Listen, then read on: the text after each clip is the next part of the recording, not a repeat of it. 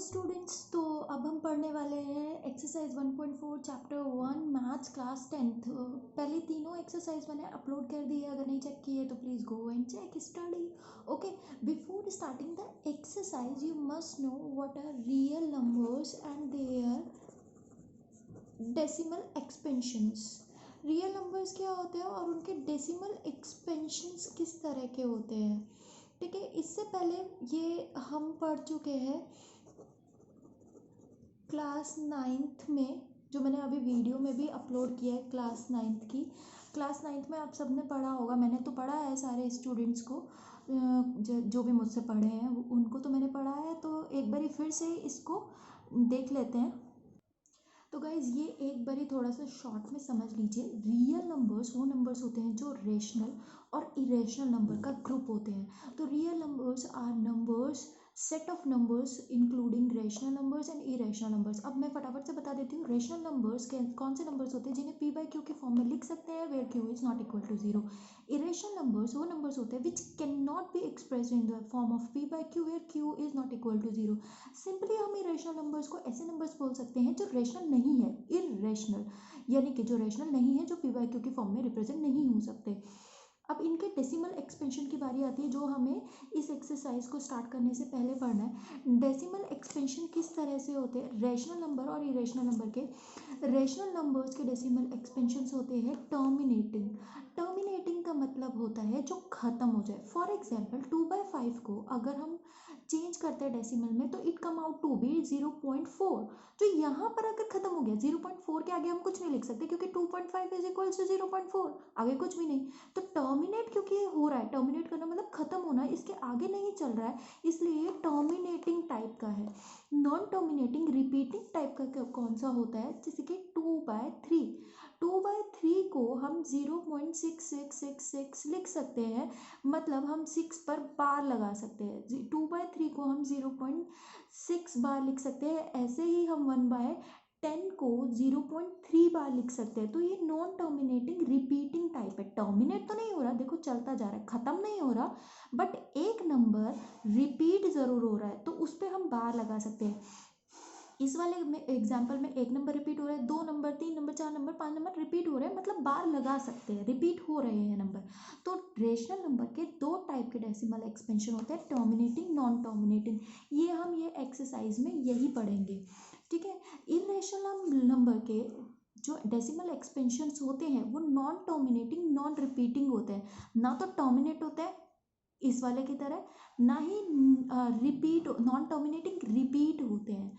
ये non terminating, non repeating होते हैं, ना तो टर्मिनेट होते हैं, ना ही कोई नंबर रिपीट हो रहा होता है। जैसे √2 इसका एग्जांपल है, √3 पाई, √2 को हम 0.14 लिख सकते हैं, आगे चलता जाएगा चलता जाएगा चलता जाएगा, ना तो ख़त्म हो रहा है, टर्मिनेट भी नहीं हो रहा, ना ही कोई नंबर रिपीट कर रहा है। ऐसे ही √3, ऐसे ही पाई होता है, और ऐसे ही जैसे ये एक नंबर मैंने कोई भी रेंडमली लिख दिया 0.1765431 अप टू चलता जाएगा।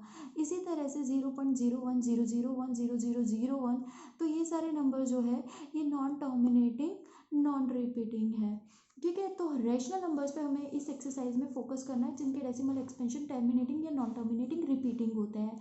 नेक्स्ट हम पढ़ते हैं थ्योरम 1.5। थ्योरम 1.5 कहती है, अगर x कोई भी ऐसा नंबर है जिसका डेसिमल एक्सपेंशन टर्मिनेट हो रहा है, और तो हम x को p बाई क्यू की फॉर्म में लिख सकते हैं, जहाँ पे p एंड q को प्राइम होगा, p एंड q क्या होगा, को प्राइम होंगे, इंटीजर्स होंगे, और प्राइम फैक्टराइजेशन q की, q किस फॉर्म में होगा, हम 2n5m लिख सकते हैं प्राइम फैक्टराइजेशन q की। ये मैंने शॉर्ट में लिख दी थ्योरम।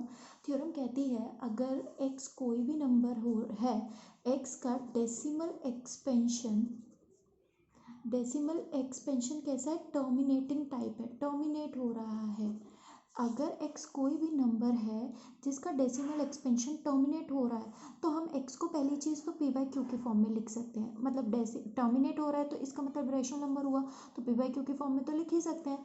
और q किस तरह से एक्सप्रेस होगा, q 2n5m की पावर में होगा, इस तरह से होगा। यहाँ पे n और m जो है वो नॉन नेगेटिव इंटीजर्स हैं। ठीक है। तो ज़ीरो हो सकता है, बट ज़ीरो हो सकता है, तो यानी कि 5 के पावर्स में हो सकता है, 2 के पावर्स में हो सकता है, या इन दोनों के पावर्स में हो सकता है। अगर कोई भी रेशनल नंबर है इसका मतलब, तो उसका जो भी डिनोमिनेटर है वो इनकी पावर्स में होगा। Okay, next is theorem 1.6। Theorem 1.6 जो अभी हमने थ्योरम पढ़ी, इसका जस्ट उल्टा है। ये थ्योरम कहती है कि x जो है वो p/q के फॉर्म में लिखा जा रहा है। इसका डेसिमल एक्सपेंशन जो है वो कैसा होगा, फिर टर्मिनेटिंग होगा इफ़ q जो है वो 2 की पावर n और 5 की पावर m में है। ओके, फिर से समझ लीजिए। थ्योरम 1.6 कहती है कि x जो है वो p/q के फॉर्म में लिख सकते हैं। x ऐसा रैशनल नंबर है जिसे हम p/q के फॉर्म में लिख सकते हैं, जिसमें q जो है उसका उसकी प्राइम फैक्टराइजेशन क्या है, 2n 5m है। अगर ऐसा है तो ये जो इसका डेसिमल एक्सपेंशन है x का, वो टर्मिनेटिंग होगा, टर्मिनेट हो जाएगा। ठीक है, अगर इसके अलावा होगा तो इसका मतलब नॉन टर्मिनेटिंग होगा। ओके, नेक्स्ट थ्योरम 1.7 जो इसी के अपोजिट चीज़ को फुलफिल करती है। अगर x कोई भी प्राइम नंबर, मतलब सॉरी प्राइम नंबर बोल रही हूँ, रेशनल नंबर है, p/q की फॉर्म में है, p and q को प्राइम्स है, दे आर इंटीजर, और q की प्राइम फैक्टराइजेशन अगर 2n और 5m नहीं है, 2n की फॉर्म में और 5m की फॉर्म में नहीं है, अगर नहीं एक्सप्रेस हो रही, इसके अलावा कोई और नंबर भी है या इनमें से कोई नंबर नहीं है, तो इसका मतलब x का डेसिमल एक्सपेंशन कैसा होगा, नॉन टर्मिनेटिंग रिकरिंग होगा। नॉन टर्मिनेटिंग रिपीटिंग या रिकरिंग बोल सकते हैं, इस तरह का डेसिमल एक्सपेंशन होगा। ओके, समझ में आया। तो थ्योरम 1.6 के अकॉर्डिंग अगर x एक रेशनल नंबर है, p/q की फॉर्म में, q अगर 2n 5m में आता है, मतलब 2 की पावर 1, 5 की पावर 1, 2, 3 कोई भी पावर हो सकती है, 0 भी हो सकती है, तो x टर्मिनेट होगा। अगर नहीं आता है q के 2 के पावर n 5 के पावर m में, तो वो नॉन टर्मिनेटिंग होगा। ठीक है, समझ में आया। ये जो डेसिमल एक्सपेंशन है उसके बारे में बात हो रही है रेशनल नंबर की। Now we move to exercise 1.4. Without actually performing the long division, state whether the following rational numbers will have a terminating decimal expansion or a non-terminating decimal expansion. हमें long division perform किए बिना ये बताना है कि decimal expansion किस तरह का होगा। First is 13/3125, second is 17/8. तो मैं करके दिखाती हूँ फर्स्ट क्वेश्चन। जो अभी हमने थ्योरम्स पढ़ी उसी के अकॉर्डिंग है। 13/3125 ये p/q की फॉर्म में, तो q हमारा यहाँ पर कितना है, 3125 है। तो 3125 की हम प्राइम फैक्टराइजेशन देखें तो हम 3125 को 5 की पावर 5 लिख सकते हैं, राइट। 5 की पावर 5 ही होता है ना। तो यहाँ पे इसे हम लिख सकते हैं, ये इसका मतलब क्या हुआ, 2 की पावर 0 इंटू 5 की पावर 5 में है, यानी कि ये रिप्रेजेंट हो रहा है 2 की पावर n 5 की पावर m में। इसका मतलब ये क्या हुआ, टर्मिनेटिंग डेसिमल हुआ। ओके, अगर इस तरह से रिप्रेजेंट नहीं हो रहा था, इसके अलावा जैसे 7 भी आ रहा होता, कोई और नंबर आ रहा होता, तो ये नॉन टर्मिनेटिंग रिपीटिंग वाला हो जाता, ऊपर वाला। ठीक है, इसके अलावा कोई और नंबर हो रहा होता या 5 नहीं आ रहा होता, यहाँ पे कोई और नंबर होता तो भी। सेकंड वाला 17/8।